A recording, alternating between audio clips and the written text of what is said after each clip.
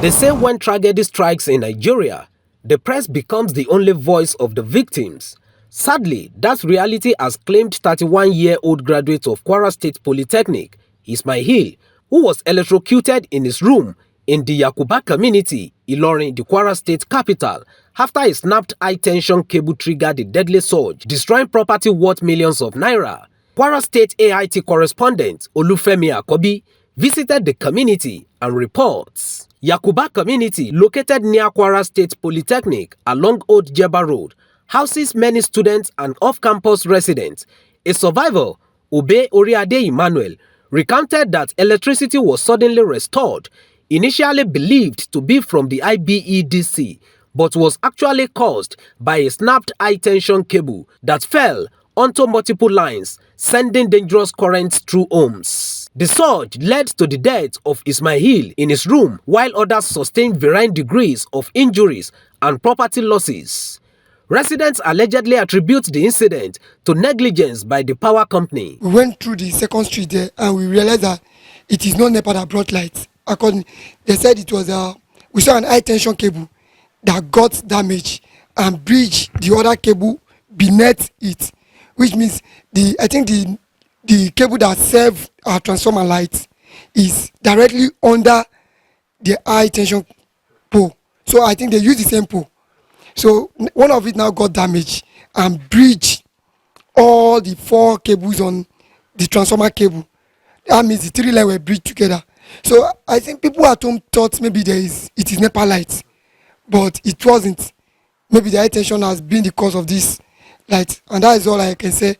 So trying to drag his brother, I think the light has to pass through her again, and where they both contact, my God, there was a spark of light. Well, no, is it light? There was a burning fire, which I experienced with my 2 naked eyes. And I think we can see when we went inside, although until we were able to off the switch, that was when the fire went down. The worst of it was like, we lose Ismail to this, let me say, to the negligence of our power holding companies. Either you call it NEPA, you call it IBDC, you call it EPACN. We lost Ismail, a young, vibrant youth at his own little age of 30.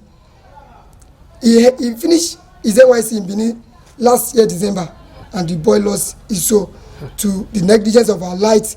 Let me say negligence of our governments. They came to collect money for light, for electricity, but they never check if the poor are right.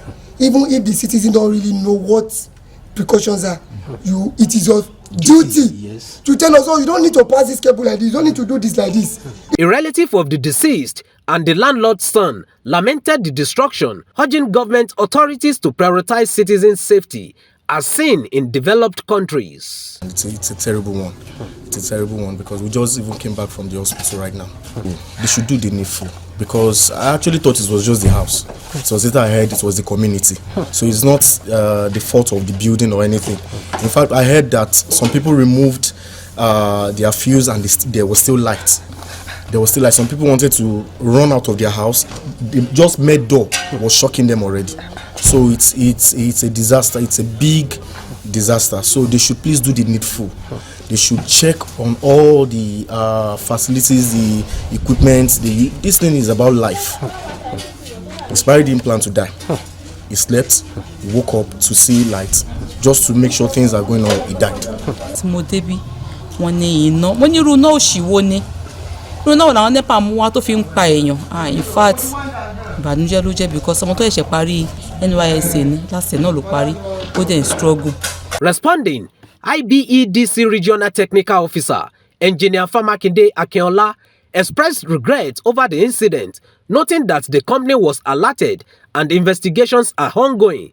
He described the cause as puzzling, stating that preliminary checks showed no apparent fault in the equipment.